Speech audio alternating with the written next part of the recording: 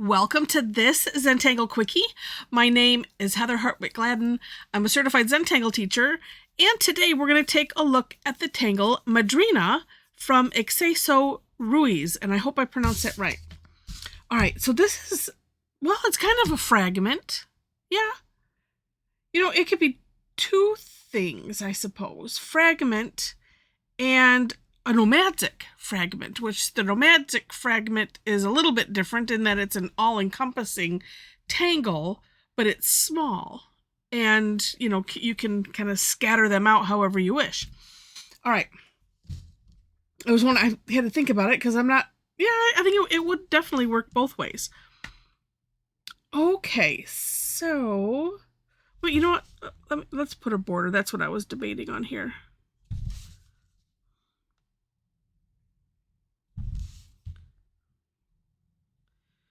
Yeah, you don't have to use a border. That's the thing. And that's why I was thinking, yeah, it could fit into both categories because you don't have to. And if you take a look at the For More Inspiration link, you will see that in Itxaso's samples. All right. This starts with an enormous curved line. So, and I'm starting on... So we're kind of on this half here. So I'm starting here. I'm going to end here. So it's kind of on both. I guess what I'm thinking is on the both. If I'm looking at this on an angle, it's on the same side, which I had to keep thinking about because usually, well, I was feeling like usually it's not, but now I'm having to think about it. Okay. In any case, big curve line then. And you want to make sure it crosses over, well, I'm doing this on a grid, so I'm making sure that it crosses over that middle line. And then we're going to flip it, do the same thing on the other side. You do want it to be kind of wide in the seed part because of the next step. So on the, I'm going to call it the outside, away from the closest corner here. So on the, but that's why I'm calling it the outside. We're going to aura this, which then puts it on the inside of the seed shape. That's why I was pointing that out. All right, flip it, do the same thing.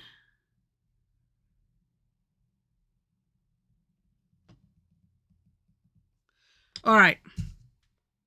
Next, she puts a little decoration on the inside, and that is, we're going to put an orb in the middle.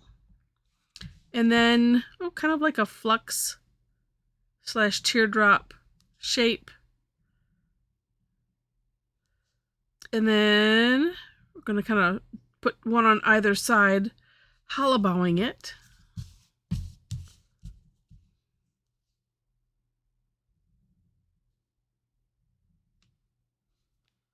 Like that. Then we're going to aura the entire outside. Oh, let's flip it this way.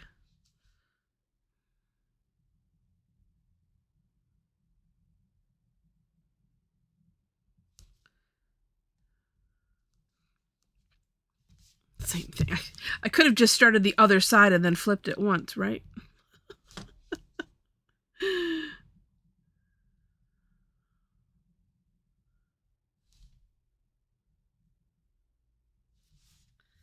Like that. Okay. And then, of course, however you wish to decorate it. If we were going to put it in a larger grid, and let's do that.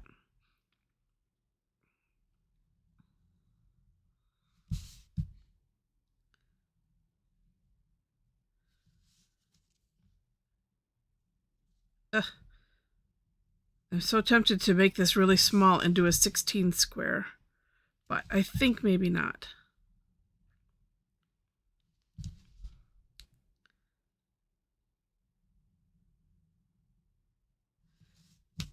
And of course, and I think I said it, yeah. You don't have to use a grid line. You could just, pick up a place to start, make your big C shape and go on from there. You could certainly do that. Okay. And yeah, because I really liked I really liked the sample that I did, so I'm going to do that again. All right, and that is okay, and I'm going to alternate these. And you can, the thing is, you can position this anyway. That's what makes it a fragment, right? You could have them all going the same direction, or you can alternate them. That's what's fun. And because I already know what I'm going to do, I'm going to put one here. Then I'm going to flip it and do the same thing. That way I at least get these two done.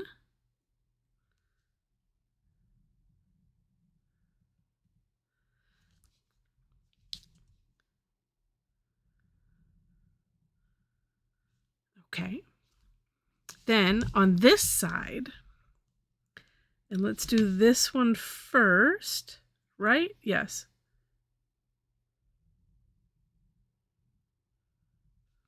And because I did that, I can kind of line those up and you can see where it's going to go, right? Flip it.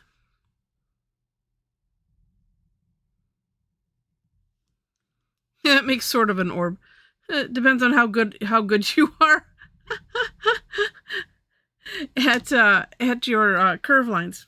But hey, orb-ish. That's why we call it an orb, if you didn't know, because it's too much pressure to call it a circle. All right, and then as I said, we're going to aura that, so going on the outside. And because I'm working on a 2-inch square tile, it does make it a little dicey because it's small.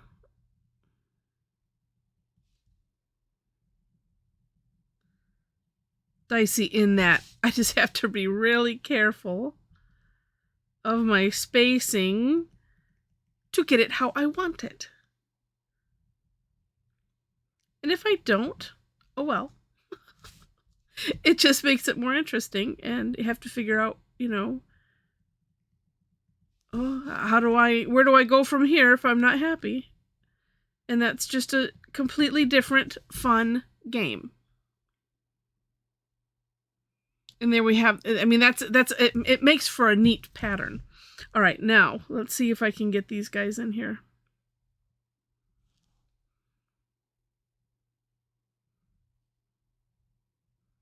Really small.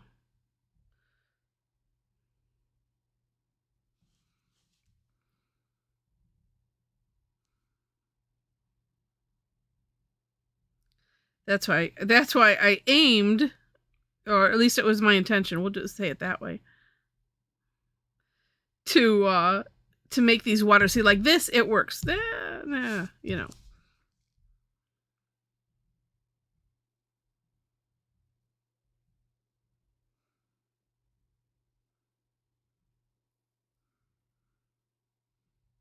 All right, one more.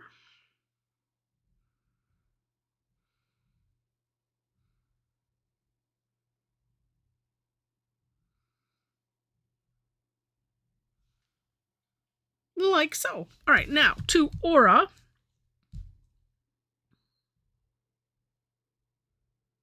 And I'm going to live dangerously here and not use the curve of my hand. All right, and then because this now looks like a whole new shape, I have to think about it.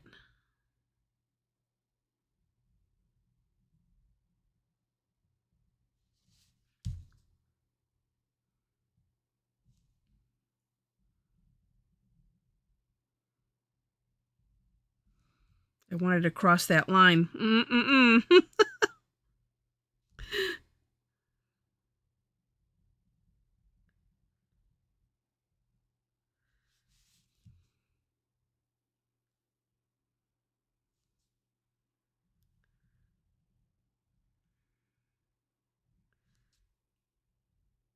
Okay, going good.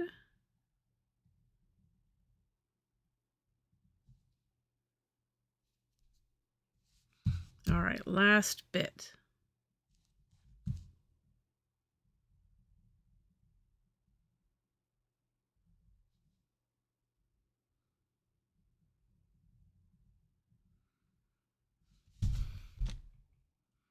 And there we go. All right, now for the fun part. To play and shade. Well, I'm gonna do it a little bit differently than I did online because I was looking back at Itxaso's sample. I think that's what I'm gonna do anyway. In the center here, I'm gonna subdivide. Well, maybe not. I don't know. Let's just do this and see.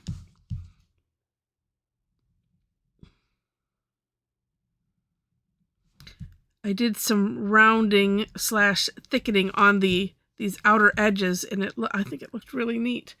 You can take a look at that on the in the description section. You will see my link to the step out there also.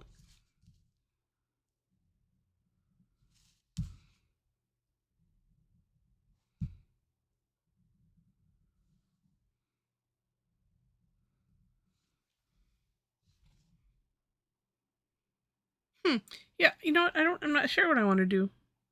I'm going to leave it like that for now. And I'm going to fill in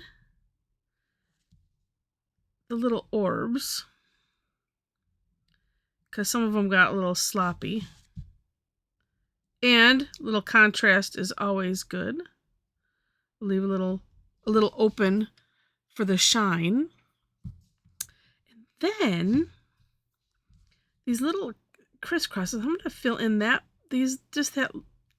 one little box.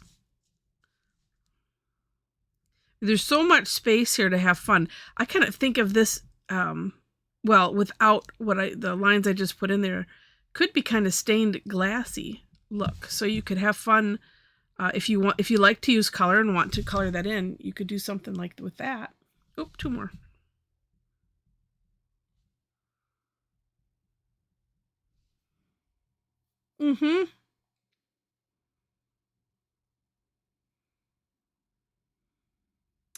Thinking. Well, while I'm thinking, we'll do some shading where I know I want to have some shading. And sometimes I'll take, and actually let's have some fun with this and shade it. I'm just going to shade. I am going to do it on the littler one too. But this one needs some attention. Can't leave it out.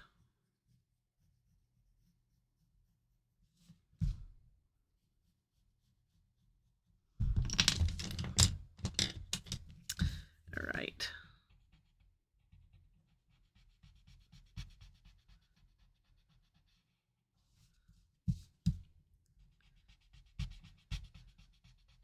And I think it looks kind of neat when you just, well, I'm going to come back and do the other side, of course. Oh, I know what I'm going to try.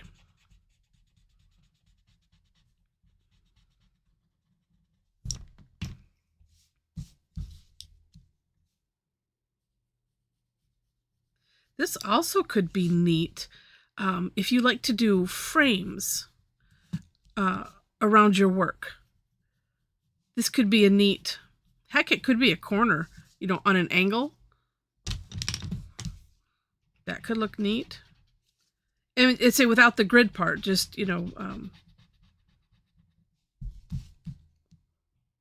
just that center part.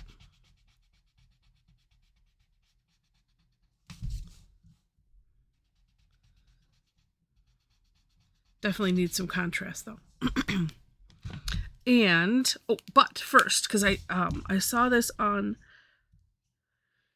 Itxaso's sample and I liked it because I like making these little lines. I think they end up looking cool.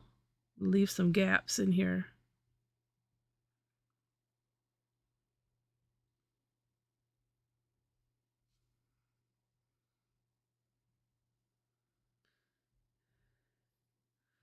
And I am not going to worry about hollowing those.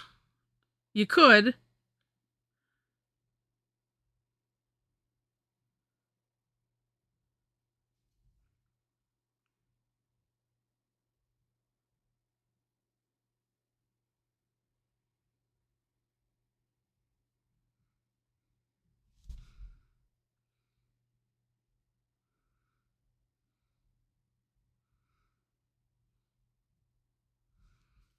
All right, let's come back and do this side here.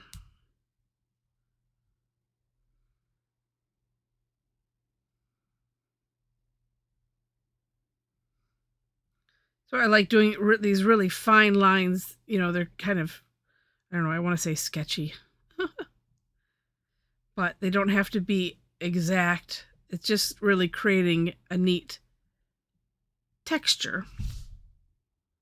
Like that. And because this, you know, if you were to continue this, well, let me take that back. Maybe not. I was going to say that this would be the next part. I was going to do the same lines in there. Well, heck, I still could.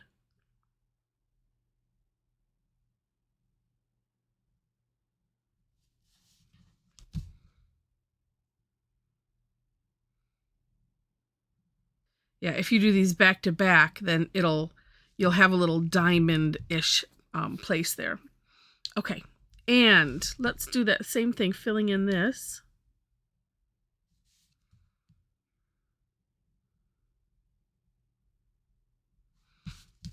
And the center.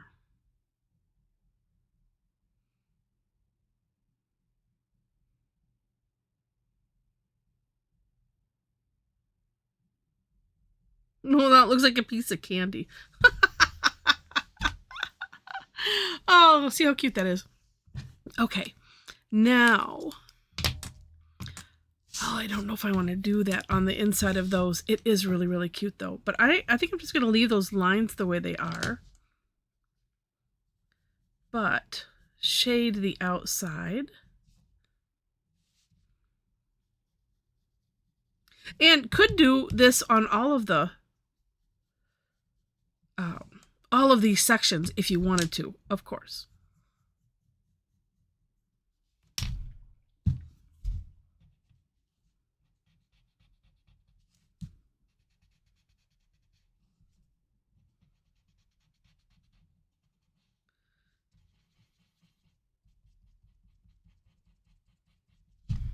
Yeah. That looks cool.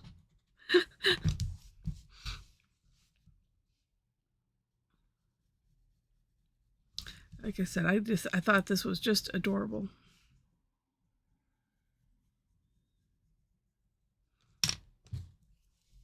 And it is from a tile, but the sample, if you go and take a look, oops, forgot this part. They're all coming in towards the center.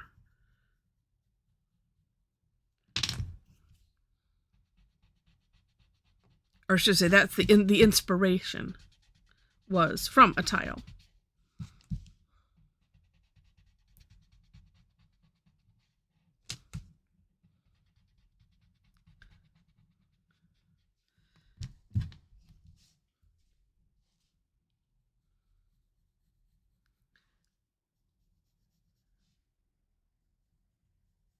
I almost think you can't go wrong with this one. However you decide to decorate it. But that would be the case with everything Zentangle. What am I talking about?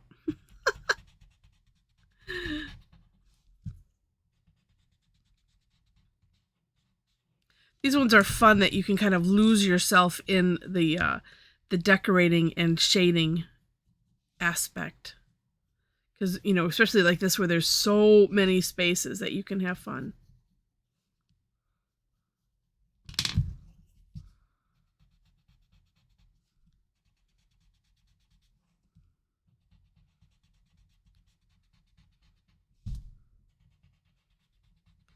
All right.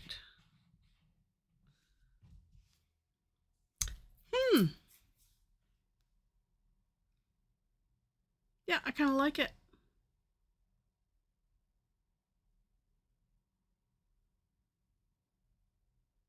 Yeah, I'm feeling like these need something, but I'm going to ponder on that for a minute. And while I ponder, if you have enjoyed this, and I hope you have, please click on the like button. And then if you liked it enough to see more, I just had a little idea. Would love it if you would become a subscriber to the channel. I'm just going to put little orbs in those, or little dots, we should say. Yeah. All right, now I mentioned the description section for finding links to the step outs. Below that, you will find other resources on my link tree, such as links to classes. So if you would like to come and tangle with me and a bunch of other tangle addicts online, we do that Tuesdays and Thursdays. Thursdays I will mention first because they are free. It's called Tangle Time. I do them, everything I do 2 sessions, and the start times are always the same. Well, I shouldn't say always. Well, no, they are. They're always the same. There might be some really weird time that I don't, but I don't even think I've ever done that. 11 a.m. and 7 p.m. Eastern time. Yeah, I don't think I've ever changed the start time. The day sometimes, especially right now, time of this recording, we're in, right at the beginning of the holidays, and so that can happen. I do have one free one on Tuesday. That is called Tough Tangle Tuesday. It is the 3rd Tuesday of the month. The other ones on Tuesday have a fee or are exclusive to my membership club subscribers. If you would like information on that, it's also on the link tree. The membership club, that means. And actually, I have classes. I honestly post them on Facebook and Eventbrite. You'll find links for those there. And I'm not as good about putting it on my own website. I try, but sometimes, there's just not as many hours in the day as I would like sometimes.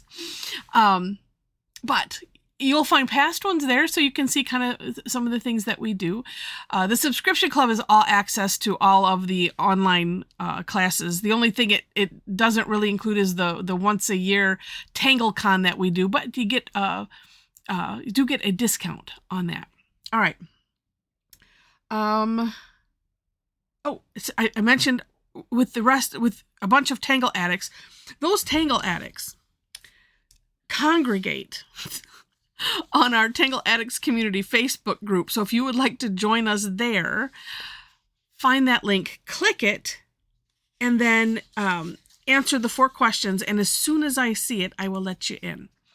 All right. Those are the things that I like to highlight.